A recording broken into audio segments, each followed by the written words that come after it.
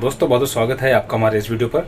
आमतौर पर हम लोग जब भी वोल्टेज स्टेबलाइजर खरीदते हैं एसी के लिए तो हम लोग उसकी रेंज देखते हैं, उस पर जो रेंज लिखी होती है उसके हिसाब से हम स्टेबलाइजर खरीदते हैं। देखते हैं हमारे यहाँ पर कितने वोल्टेज आ रहे हैं, उसके अकॉर्डिंग हम वोल्टेज स्टेबलाइजर परचेस कर लेते हैं। लेकिन हमें ये नहीं पता होता है कि हमारा वोल्टेज स्टेबलाइजर एक्चुअल उस रेंज से वर्क कर भी रहा है या फिर नहीं कर रहा है, या फिर कंपनी ने उसके बारे में जो कुछ बता रखा है वो सब एक्चुअल है या फिर नहीं है। तो आज की वीडियो में हम आपको कई सारे स्टेबलाइजर खोलकर बताने वाले हैं, दिखाने वाले हैं। अलग अलग ब्रांड के स्टेबलाइजर आपको खोलकर बताएंगे, आपस में इनका कंपेयर करेंगे और दिखाएंगे इसमें कैसे पार्ट्स यूज़ किए गए हैं, क्वालिटी वाइज कैसे हैं, और फिर आपको स्टेबलाइजर खरीदते समय किन बातों का ध्यान रखना चाहिए। तो ये सब कुछ हमारे आज की वीडियो में होने वाला है। आपसे रिक्वेस्ट है वीडियो पूरा देखें। वीडियो पसंद आया तो प्लीज़ वीडियो को लाइक करना, शेयर करना और हमारे चैनल को सब्सक्राइब करना बिल्कुल ना भूलें। तो जैसा कि आप लोग देख सकते हैं हमारे सामने 3 वोल्टेज स्टेबलाइजर रखे हुए हैं। तीनों ही एसी पर इस्तेमाल होने वाले वोल्टेज स्टेबलाइजर हैं, लेकिन अलग अलग ब्रांड के स्टेबलाइजर हैं। जैसे कि ये स्टेबलाइजर आप देख सकते हो, ये ब्लू स्टार कंपनी का है, ये लिवगार्ड कंपनी का है और ये सर्वोकॉन कंपनी का है। तीनों ही ब्रांडेड वोल्टेज स्टेबलाइजर हैं, तीनों की रेंज लगभग सेम है। तो आज के वीडियो में हम आपको तीनों स्टेबलाइजर चेक करके बताएंगे और देखते हैं किसकी परफॉर्मेंस कैसी है। अंदर से तीनों स्टेबलाइजर आपको खोल के बताएंगे ताकि आपको समझने में आसानी रहे। ये देखिए, हमने तीनों को लगभग एक ही बोर्ड से कनेक्ट कर रखा है। तीनों की लीड हमने टेबल पर लगा रखी है और हमने इसे 150 वोल्ट इनपुट वोल्टेज दिए हैं, जो कि आप इनके मीटर में भी देख सकते हो। ये देखिए, हमें 149 वोल्ट बता रहा है इनपुट वोल्टेज और इसका मीटर में 145 बता रहा है, लेकिन ये 145 नहीं है, ये लगभग 150 वोल्ट है। इसमें काफ़ी हद तक सही बता रहा है, ठीक है, सर्वोकॉन में। और सबकी आउटपुट वोल्टेज अब देखते हैं। देखिए, इसमें आउटपुट वोल्टेज 186 दिखा रहा है 150 वोल्ट इनपुट देने पर, और इसमें आउटपुट वोल्टेज नहीं दिखा रहा है लिवगार्ड में। और ब्लू स्टार में आउटपुट वोल्टेज हमारा 210 वोल्टेज बता रहा है। ठीक है दोस्तों, तो इनके तीनों की रेंज आपको बताते हैं, कंपनी ने इनकी रेंज क्या बता रखी है। सबसे पहले ब्लू स्टार, ये देखिए, इनपुट वर्किंग रेंज 145 से लेकर 280 वोल्ट और आउटपुट वोल्टेज हमारा 195 वोल्ट से लेकर 245 वोल्ट, 4 KB कैपेसिटी, ये सब इसके बारे में दे रखा है। ठीक है, ध्यान दीजिएगा इस चीज़ पर। 145 वोल्ट इनकी इनपुट रेंज है। बाकी जो और दो स्टेबलाइजर रखे हैं हमारे पास, इनकी रेंज भी चेक करते हैं। ये देखिए, लिवगार्ड की भी जो वर्किंग रेंज कंपनी ने बता रखी है 150 वोल्ट से लेकर 275 वोल्ट, यानी कम से कम 150 वोल्ट और ज़्यादा से ज़्यादा 275 वोल्ट आने पर ये स्टेबलाइजर हमारा वर्क करता रहेगा। और ऐसे ही देखिए, सर्वोकॉन में देखते हैं। सर्वोकॉन में भी वर्किंग रेंज 150 वोल्ट से लेकर 280 वोल्ट बता रखी है, यानी तीनों ही लगभग आसपास रेंज के हैं। और जबकि ब्लू स्टार में 145 वोल्ट बता रखी है, यानी 5 वोल्ट कम से काम करेगा। अब तीनों को लगाकर हम चेक करते हैं इसके वोल्टेज बढ़ाकर, जैसे कि मैंने पहले भी आपको लगा के बताया था। एक बार फिर से इसे लगाकर ऑन करते हैं ताकि आप अच्छे से समझ सको और देख सको कंपनी के वर्किंग रेंज में कितना फ्रॉड रहता है। तो इसे हम देखिए ऑन करते हैं। तीनों ही स्टेबलाइजर हमारे ऑन हो गए। ये देखिए, इसमें टाइमर चल रहा है 26 सेकंड, 30 सेकंड का टाइमर रहता है और इसमें 10 सेकंड का टाइमर रहता है।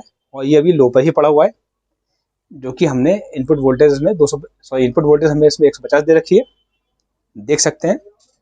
लिवगार्ड तो भी हमारा लो पर पड़ा हुआ है और सर्वोकॉन ने आउटपुट निकालना शुरू कर दी है, बट आउटपुट अभी 200 वोल्ट नहीं है, इसकी 200 वोल्ट से नीचे है।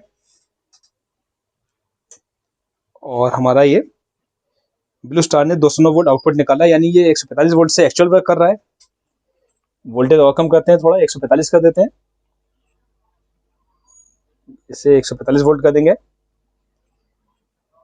तो ये हमारा जो ब्लू स्टार का स्टेबलाइजर है, ये बिल्कुल एक्चुअल वर्क कर रहा है। जो कंपनी ने एक्चुअल रेंज दे रखी है 145 वोल्ट। और ये देखिए, 145 वोल्ट पर ये हमारा 177 वोल्ट निकाला है सर्वोकॉन, और लिवगार्ड तो स्टार्ट ही नहीं हो रहा है।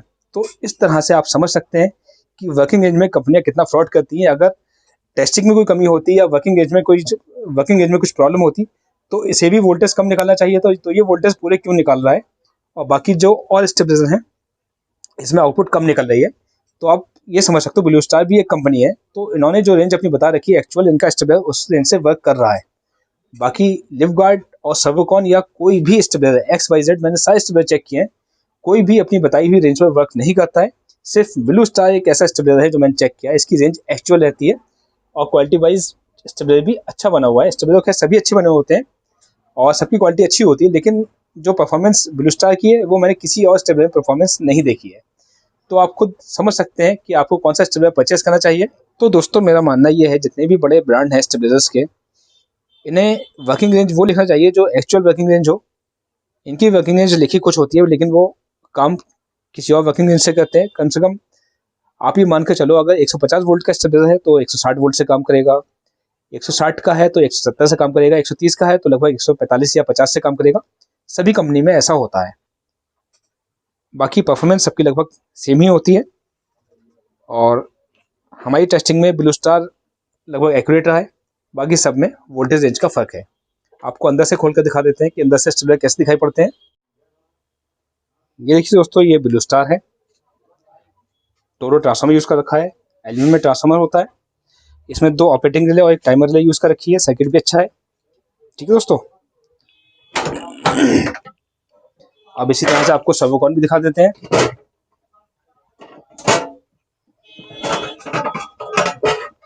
ये देखिए, इसमें भी टोरो ट्रांसफार्मर यूज़ कर रखा है। क्वालिटी वाइज ट्रांसफार्मर अच्छा है, और सर्किट भी अच्छा यूज़ कर रखा है। 2 ऑपरेटिंग रिले और एक टाइमर रिले हैं। सब कुछ सही है, लेकिन बस रेंज की प्रॉब्लम है। वो तो सभी में होता है, जो भी ब्रांडेड स्टेबलाइजर लेंगे आप, सब में रेंज की प्रॉब्लम रहेगी। लिखा कुछ होता है, लेकिन एक्चुअल रेंज कुछ और होती है। आपको लिफ्ट गार्ड भी अंदर से दिखाते हैं। अंदर से देखिए कुछ ऐसा दिखता है। इसमें EI कोर का ट्रांसफार्मर यूज़ कर रखा है। ट्रांसफार्मर अच्छा है, किट भी अच्छी यूज़ कर रखी है, सर्किट सबका अच्छा है। और ये देखिए 2 ऑपरेटिंग रिले और एक टाइमर रिले इसमें दे रखी है। और ट्रांसफार्मर एल्यूमिनियम वाइंडिंग में है, कॉपर वाइंडिंग में नहीं है। तो इस तरह से आप समझ सकते हैं कि ये अंदर से कैसा दिखाई पड़ता है। और सब कुछ आपको सबके बारे में अच्छे से जानकारी दे रखी है। अब आप खुद डिसाइड कर सकते हो कि कौन सा स्टेबलाइजर आपके लिए बेहतर है। उम्मीद